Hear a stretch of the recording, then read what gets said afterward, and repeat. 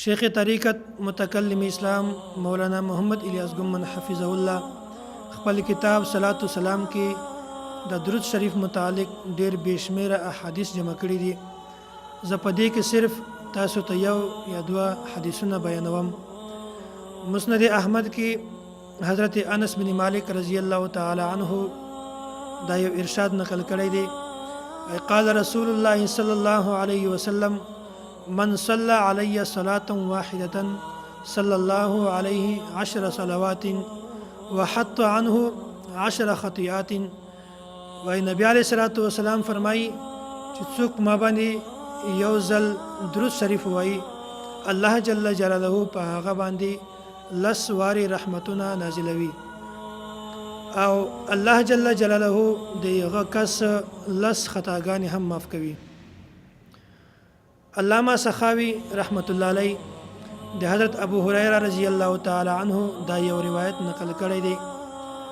وای نبی علیہ الصلوۃ والسلام فرمایي کوم کس چې ما باندې یو ځل درود شریف وایي الله جل جلاله هغه باندې 10 واري رحمتونه نازلوي او څوک چې ما باندې 10 پیری درود شریف وایي الله جل جلاله هغه کس باندې 100 واري رحمتونه نازلوي او څوک چې ما باندې 100 واري درود شریف وایي الله جل جلاله په هغه کس باندې 100 واري رحمتونه نازلوي.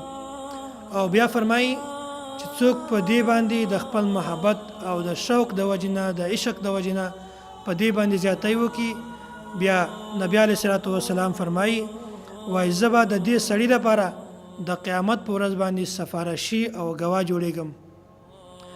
هغه وخت څومره د قسمتي خبره ده څومره د خوشحالۍ خبره ده چې په هغه وخت کې به حضور علیه الصلوۃ والسلام مونږ د پاره یو سفارشي جوړیږي. په هغه ورځ باندې به نه د انسان سره د خپل پلار فکر وي او نه به د خپل مور فکر وي نه به د خور فکر وي او نه به د خپل خزي او نه د خپل رشتہ دارو فکر وي. په هغه وخت کې به الله جل جلاله په هغه وخت کې به حضور علیه الصلوۃ والسلام زمون شفاعت کوي او زمون گواه به جوړیږي. الله جل جلاله دې مونږ تاسو ته د نبی علیہ الصلوۃ والسلام شفاعت را نصیب کی.